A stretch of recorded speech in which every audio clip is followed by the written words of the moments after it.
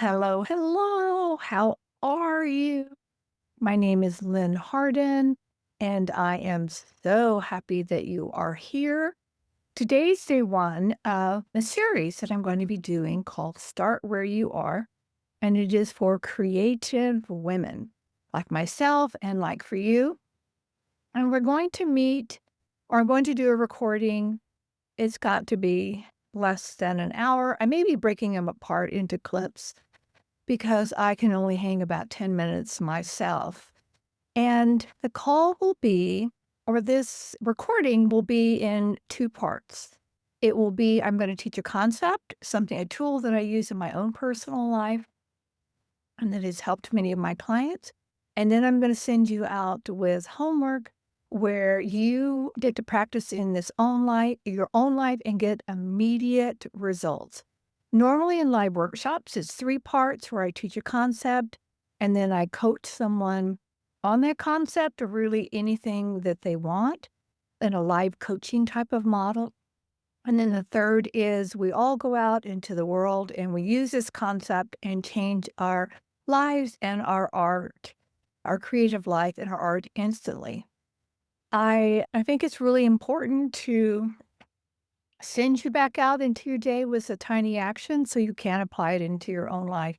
So many of us, including myself, just absorb content. And I love it because I'm a retired principal, teacher, consummate educator, and I love consuming content. But it doesn't shift anything in my life unless I practice this new concept that I've learned. So here, there's no pressure, there's no art police, and just gentle, small shifts that change your life. So here's my plan for this series, and I'm going to be talking about creative problems and how you turn them into high quality creative problems that actually help you grow. And then day two, I'm going to be talking about feelings and the emotional side of an art practice and why our feelings are not in the way, they are the way. The third session I'm going to be doing is about extraordinary creative goals that stretch you without breaking your nervous system, whether it is developing a consistent art practice or finding your voice and your style. The fourth section is going to be, I've called it an action audit, where your time is really going and where's your time really going? How are you spending your day? And how to tuck art into that amazing life, beautiful life that you already have. And then the let me say that again. Fifth session is about making decisions, making a quiet choice to see yourself as an artist now and what flows from everything from that. Everything that I'm teaching you this week is something that I have and still use in my own life. I have come back to art from extremely long breaks. I have sat at the table feeling old and wobbly and unsure, and I have finished things and I have abandoned things. So I'm teaching you from the theory that I am teaching from my own messy art table. And I do have an ulterior motive from this because I do want you to continue with me in a deeper creative program after these 5 times together. Because the more women I know gather who are making art, even in the middle of grief and laundry and life, the more we change things, the more we change the world. And this will either be in a capacity of signing up for one of the courses having to do with art practice or developing your art voice and your own style, or doing one on one coaching, which is the fastest way to get where you want to go. It's not for everyone, but it is for some of us. So this week, I think, and I want to stop saying this week, after these 5 videos or these 5 sessions, I do believe that you're going to have do a lot of shift, whether you don't sign up, join me on Substack or sign up for my newsletter or take one of my courses or sign up for coaching, whether we never have contact again. I believe that these next 5 sessions will make a big impact in your life and a big impact in your life. All right, so enough talking. Let's start talking about creative problems. First off, I have to just say just about the word problem. Most women, you probably clenched a little when I said the word problem. We don't even like the word problem. If you noticed, we as women call them tissues or issues. We don't even like to say the word problem, but that's what they are. And we are problems with problems. But I am going to talk about problems and change that perception of what they are. Most creative women tell me that they have a problem like this: I'm not consistent. I never finish anything. I have no style, or my style looks like this teacher or that teacher. I'm too old to start. My life is too busy for art. It's too complicated. We think those, and then we think that these are facts.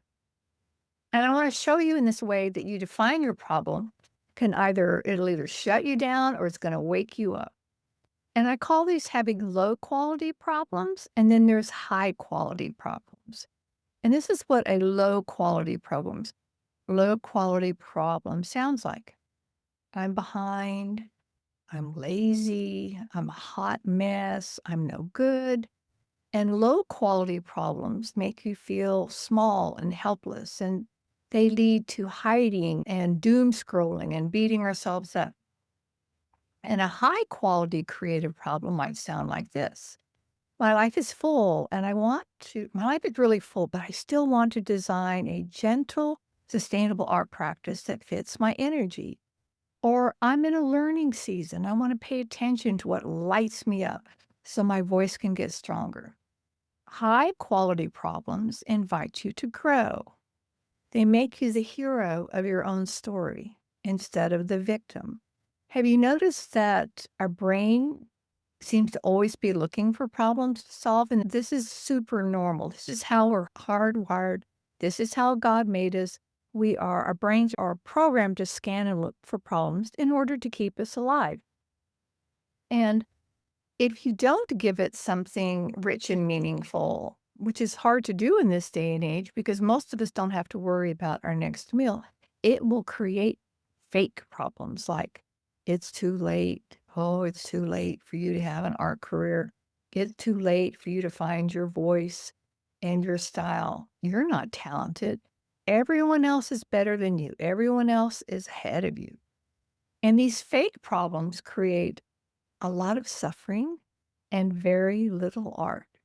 So, with me today, we are going to upgrade your problems.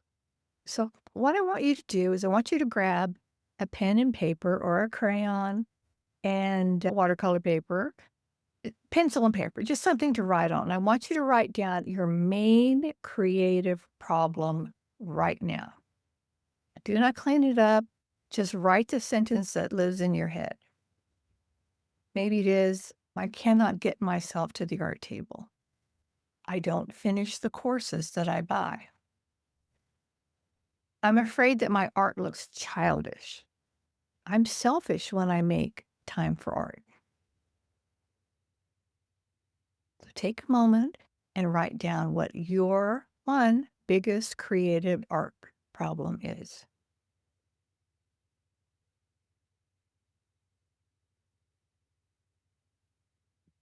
Now, I want you to look at the sentence you just wrote and ask yourself, does this sentence make me feel hopeful or defeated? Does it make me want to hide or get curious? If it makes you feel heavy and ashamed, is probably a low quality problem. You're not doing anything wrong. Most of us are not taught how to think about a creative life, how to think about life in general. I know I was in the public education for over 20 years, and most of us are not taught how to think about this. So now I want you to ask yourself, how could I define this problem in a way that is kinder and more interesting? Let me give you an example. Low quality. I never finish anything. High quality would be I want to practice finishing one tiny thing so I can build the trust within myself again. There's another one.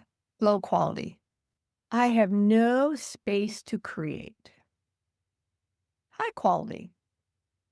I want to create a tiny sacred corner, even if it's just a tray on the dining room table where my brain knows art is allowed. Now, can you feel the difference between that low quality problem and a high quality problem? Can you feel the difference?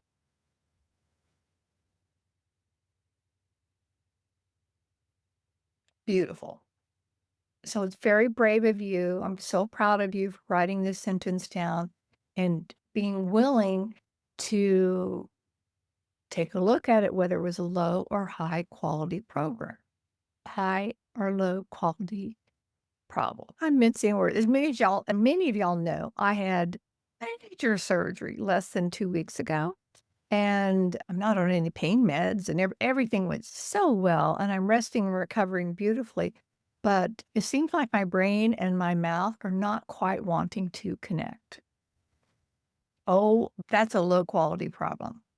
So I have some homework for you until we meet again. I want you to write down your main creative problem the way it usually sounds in your head. And two, I want you to rewrite it in a high quality creative problem that feels kinder and more inviting. Then three, take one tiny action that fits the new way you defined it. That might be 3 minutes at your art table or dining room table. It might mean one color swatch, one piece of torn paper glued down. That is it. Our art life changes one tiny decision at a time. Now, next time, we're going to be talking about feelings, nothing more than feelings.